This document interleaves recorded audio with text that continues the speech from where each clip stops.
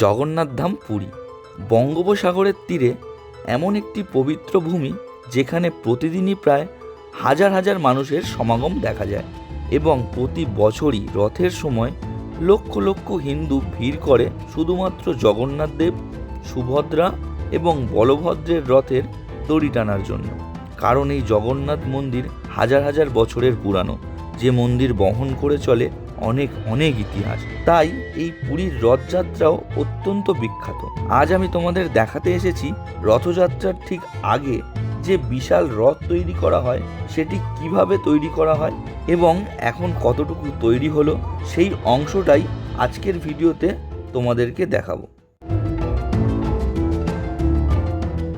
Good evening সবাইকে and good evening from Puri. আমি এই মুহূর্তে দাঁড়িয়ে রয়েছি পুরীর ঠিক জগন্নাথ মন্দিরের সামনে। আমার পেছনেই হচ্ছে পুরীর জগন্নাথ মন্দিরের সিংহদুয়ার। এটা আজ হলো জুন মাসের 25 তারিখ আর আমি চলে এসেছি জগন্নাথ মন্দিরে, কারণ পরের মাসে 16 তারিখে রয়েছে রথযাত্রা। তো সেই রথযাত্রার রথ বানানো কিন্তু অনেক দিন আগে থেকেই শুরু হয়ে গেছে। তো আমি আজকে চলে এসেছি দেখতে যে এই রথযাত্রার রথ বানানো কতদূর সম্পন্ন হলো। তো এই ভিডিওর মাধ্যমে আমি তোমাদের সেটাই দেখাবো। রথ বানানো প্রায় 80% হয়েই গেছে, 20 দিন মতো বাকি রয়েছে রথযাত্রার।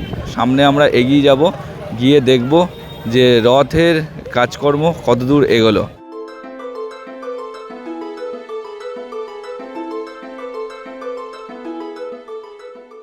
এই হচ্ছে মন্দিরের সিংহদুয়ার, আর এই সিংহদুয়ারের ডান দিক বরাবর আমরা এগিয়ে যাব যেখানে রথ বানানোর কাজকর্ম চলছে।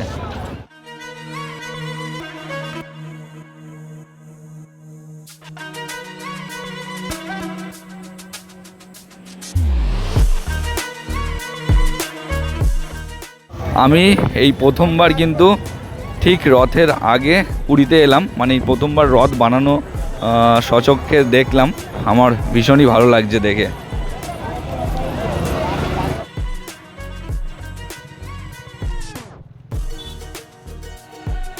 চলে এলাম যে জায়গায় রথ বানানোর কাজ চলছে। এই যে ফার্স্টেই যে রথটা তোমরা এখানে দেখতে পাচ্ছ, এটা হচ্ছে শ্রী জগন্নাথ দেবের রথ। মিডিলে যেটা দেখতে পাচ্ছ সেটা হচ্ছে সুভদ্রার রথ, আর একদম লাস্টেরটা রয়েছে বলরামের রথ। তো যেখানে জগন্নাথ দেবের রথ বানানো হচ্ছে সেখানে দেখো কি সুন্দর আঁকিবুকি করা হচ্ছে এখানে।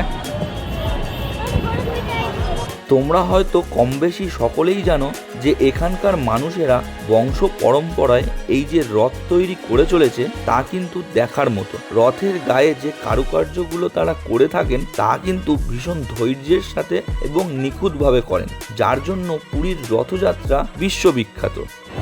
এদিকে রঙের কাজ চলছে আর এদিকে কিন্তু আঁকার কাজ চলছে। একটা কথা জানিয়ে রাখি, এই রথ তৈরির কাজ সেটি কিন্তু শুরু হয় অক্ষয় তৃতীয়ার শুভ লগ্নে, আর প্রত্যেক বছরই নতুনভাবে তৈরি করা হয় এই রথ। ঠিক এই জন্যই পুরীর রথযাত্রা বিশ্ববিখ্যাত।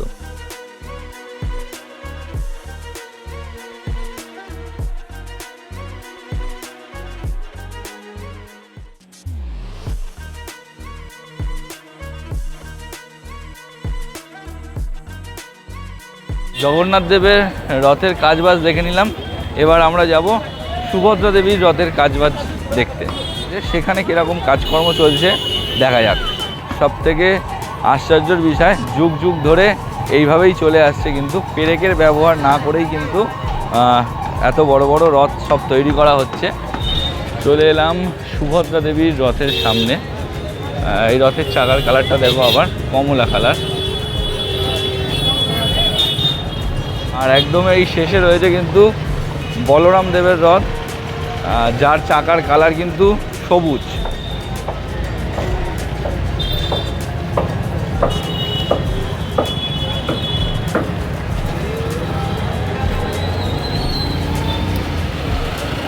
যা দেখতে পাচ্ছি বেশ তোড়জোড় নিয়ে কাজ চলছে, কারণ সময় তো হয়েই এসছে।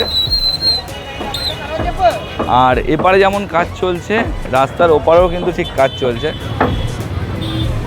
এদিকেও যেমন পরপর কাজ চলছে, তার সাথে কিন্তু এপারেও কাজ চলছে। চলো ওপারে গিয়ে দেখি।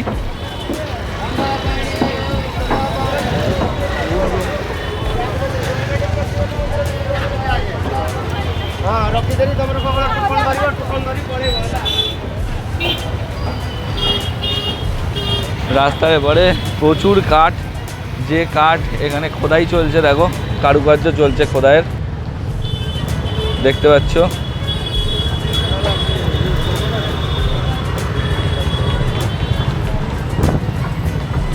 এই কাজ কিন্তু অনবরত চলছে, সেট করা আছে, এই সেটের নিচে কিন্তু অনবরত কাজ চলছে, খোদাইয়ের কাজ চলছে, ডিজাইন হচ্ছে এখানে।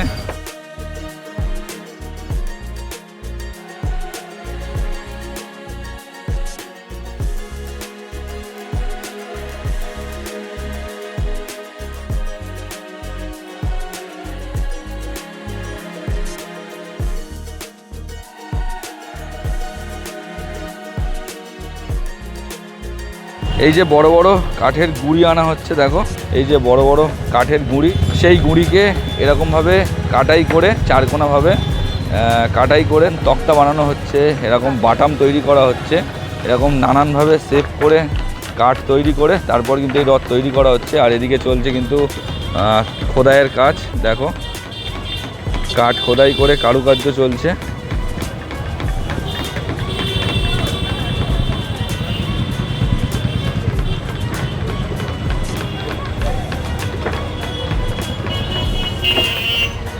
কত মানুষের পরিশ্রমের ফল এই রথ তৈরি হচ্ছে।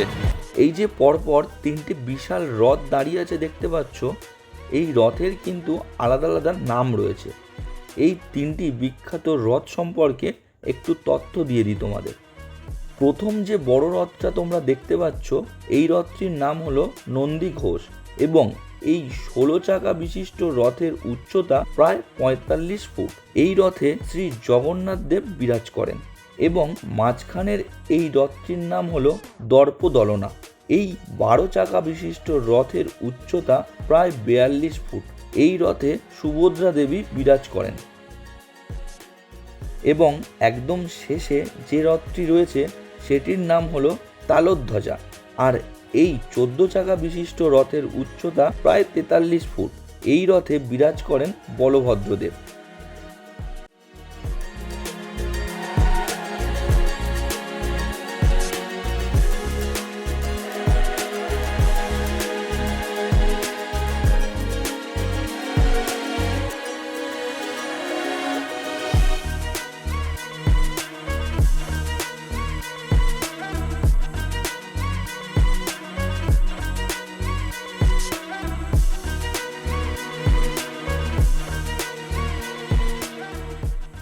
দেখতেই পেলে যে রথ তৈরির কাজ কত দূর আর কীরকমভাবে চলছে। প্রত্যেক বছরই কিন্তু এই রথ তৈরি করা হয়, আর এবছর আমি প্রথমবার চলে এলাম দেখতে।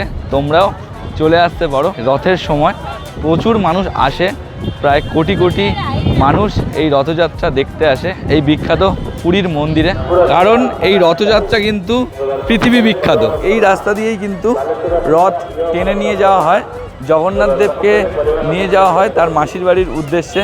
এখন যা দেখতে পাচ্ছি প্রচুর পর্যটকদের ভিড় রয়েছে, তোমরা দেখতে পাচ্ছ কতটা ভিড় রয়েছে পুরীতে এখন। এই হলো পুরীর মন্দির চত্বর, আর সামনে তো দেখিয়ে দিলাম রথ তৈরি হচ্ছে।